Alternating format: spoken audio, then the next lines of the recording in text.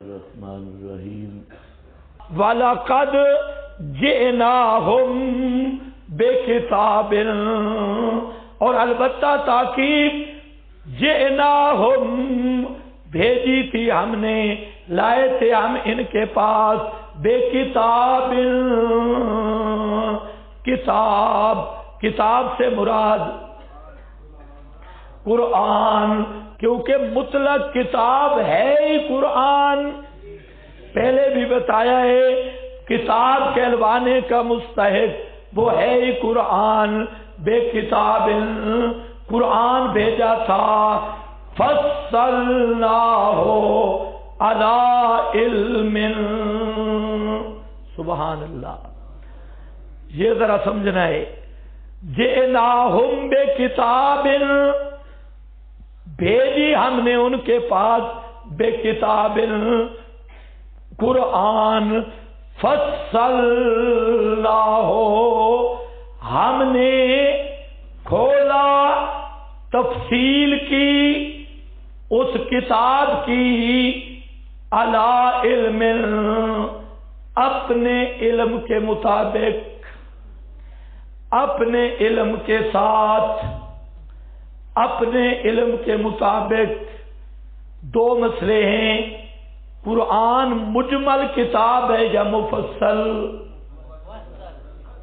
جی، قرآن مجمل ہے یا مفصل؟ قرآن کیا کہتا ہے؟ فصلناہ علی علم، ہم نے قرآن کی تفصیل کی ہے علم پر، اپنے علم کے ساتھ۔ کیا مطلب؟ جتنی قیامت تک کی مخلوق کے لیے ضرورت تھی اتنا ہم نے قرآن کو کھول دیا۔ قیامت تک کی مخلوق کو جس نصاب کی جیسے ضرورت تھی ہم نے اس قرآن کو اس طرح کھول کے رکھ دیا۔ علی علم، میں غیب دان اللہ قرآن کو بھیجا اور اس کی تفصیل کی ہے اپنے علم کے مطابق۔ اللہ کو پتا تھا کہ کس کس چیز کی ضرورت پیش آنے والی ہے، اللہ کو پتا تھا کون کون سا فتنہ سر اٹھانے والا ہے، اللہ کو پتا تھا کون کون سے محرفین قرآن پہ حملہ آور ہونے والے ہیں۔ اس لیے اللہ نے قرآن کو اس طرح مفصل کھولا کہ ہر فتنے کا جواب قرآن میں، ہر سوال کا جواب قرآن میں، ہر ہدایت کا ضروری مضمون قرآن میں، اور صرف عرب کے بدوؤں کے لیے نہیں، الی یوم القیامہ ہر قسم کے سطح ذہن والے انسان کے لیے قرآن کو کھول کے رکھ دیا۔ آپ کو کچھ بات میری سمجھ آئی ہے؟ ہاں، ایک اور آیت بھی نکال لو، لا یاتونک بمثل الا جئناک بالحق واحسن تفسیرا۔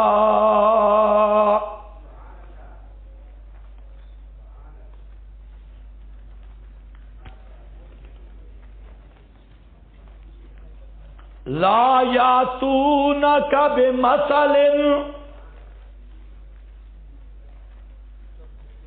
صفحہ بتائیں بھائی، 671۔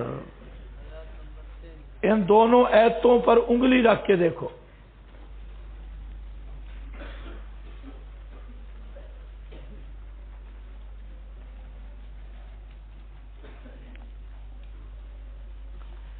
وَلَا يَأْتُونَكَ بِمَثَلٍ إِلَّا جِئْنَاكَ بِالْحَقِّ وَأَحْسَنَ تَفْسِيرًا۔ اس کا معنی سمجھنا ہے،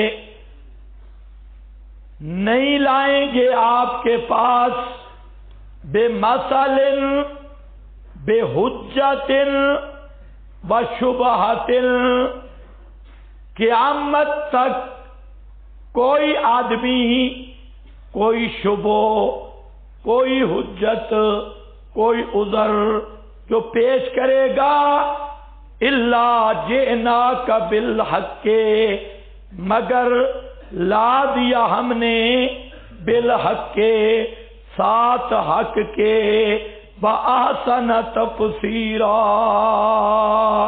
اور بہترین تفسیر کے ساتھ۔ اللہ فرماتے ہیں جتنے شبہات حجتیں فتنے اعتراضات سوالات شبہات اس پہ آئیں گے ہم نے قرآن میں اس کا پہلے سے ہی بہترین جواب دے رکھا ہے۔ قرآن میں اس کا جواب موجود ہے۔ اوپر دیکھ لو جہاں لکھا ہوا مانا ہو وَلَا يَأْتُونَكَ بِحُجَّةٍ إِلَّا بَيَّنَّا لَكَ فِي الْقُرْآنِ مَا فِيهِ نَقْضٌ لِحُجَّتِهِمْ۔ ان کی حجت کا نقض ہم نے قرآن میں بیان کر دیا جتنے۔ اب آپ کو سمجھ آئی کچھ؟ فصلنا ہو علی علم، اور جہاں کیا ہے جئناک بالحق وأحسن تفسیرا، بالکل ایک ہی، دونوں آیتوں کا مطلب ہوئی ہے جو میں نے بیان کر دیا۔ اس پر حوالہ بھی دیکھو، یہ جو حوالہ ہے نا احسن تفسیرا والا، یہ بڑی مدت کے بعد حوالہ مجھے ملا۔ بیان ہم اسی طرح کرتے رہے، اللہ کی شان ہے۔ جو معروف لوگ مانا کرتے ہیں مجھے یاد نہیں کہ کسی دور میں نے کیا ہو، بسا اوقات سنا ہوا مانا آدمی کرتا ہے، یہی ہم نے مانا کیا، اور پھر اس معنی کی ہمیں تلاش تھی کہ یہ کہیں سے ملے، یہاں آ کر ملا سمرقندی میں، پھر اس کے بعد ایک دو اور جگہ پہ بھی مل گیا۔ تو اس کے اور معنی آپ دیکھ لیں، وہ کوئی بھی آیت کو حل نہیں کرتا، یہ معنی حل کر رہا ہے کہ بے مثل سے مراد ہے شبہ حجت سوال، اور جئناک بالحق وأحسن تفسیرا سے مراد ہے جواب، جواب بالکل واقعی جواب اور بہترین مفسر جواب، وہ قرآن بھی ہے، اللہ نے یہاں دے دیا۔ اور جہاں پر فرمایا وَلَقَدْ جِئْنَاهُمْ بِكِتَابٍ فَصَّلْنَاهُ عَلَىٰ عِلْمٍ، اس پر معنی دیکھو بَيَّنَّا، ہم نے بیان کیا قرآن کے معانی، وہ معانی کیا ہے؟ من العقائد والاحکام والمواعظ والضمیر للکفرا کاتبۃ جئناہم، کون سی ضمیر؟ جئناہم، یہ ضمیر کافروں کی طرف راجع ہے۔ والمراد بالکتاب الجنس، ایک احتمال اور للمعاصرین منہم، یا ہم ضمیر کفرہ معاصرین، معاصرین نبی آخر الزمان ان کی طرف لوٹ رہی ہے۔ والکتاب هو القرآن علی علم، یہ حال ہے، اس کے دو معنی ہیں، ایک حال ہے فاعل سے فصلنا ہو اے عالمینا بے وجہ تفصیل ہی، ہم نے اس کی تفصیل کی، اس کی تفصیل کی وجوہات جانتے ہوئے۔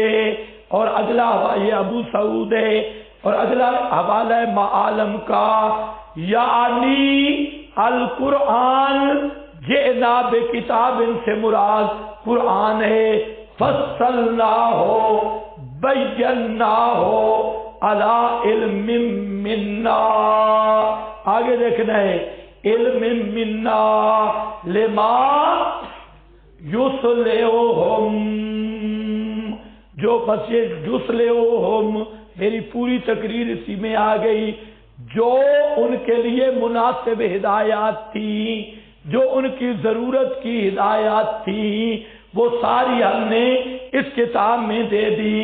ھدی ورحمہ جعلنا القرآن ہادیا وذا رحمت، ہم نے کیا قرآن کو ہادی، مرشد اور رحمت والا، لقوم یؤمنون۔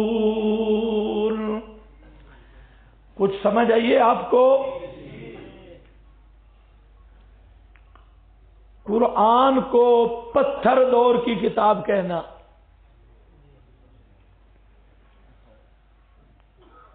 پرانے دور کی کتاب کہنا، یہ کفر ہے یا نہیں ہے؟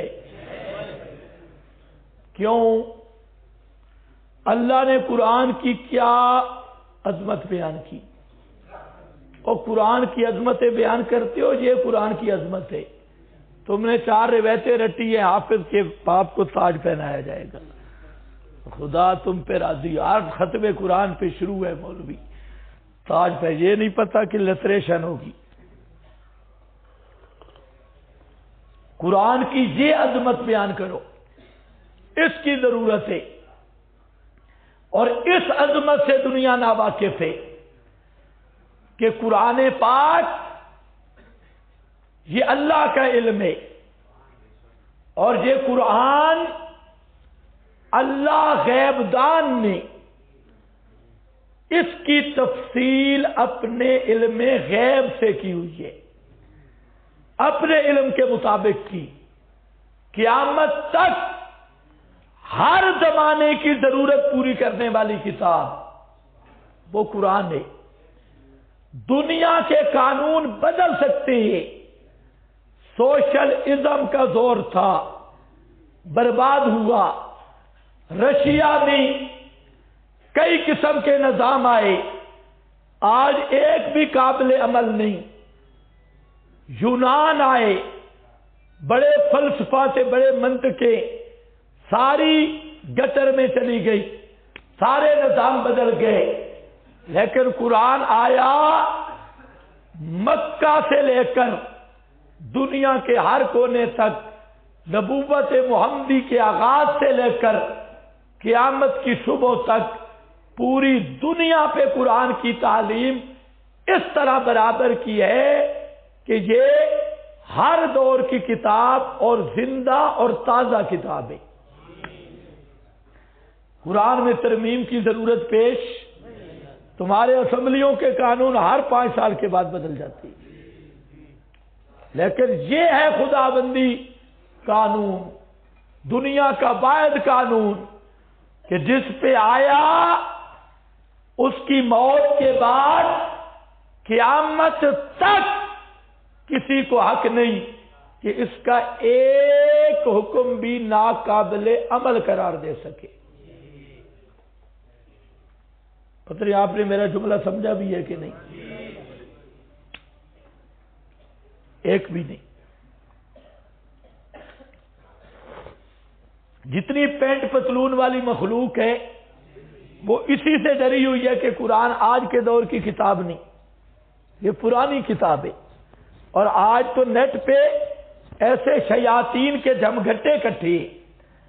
خیر دیکھو، وَلَقَدْ جِئْنَاهُمْ بِكِتَابٍ فَصَّلْنَاهُ عَلَىٰ عِلْمٍ هُدًى، قرآن ہادی ہے،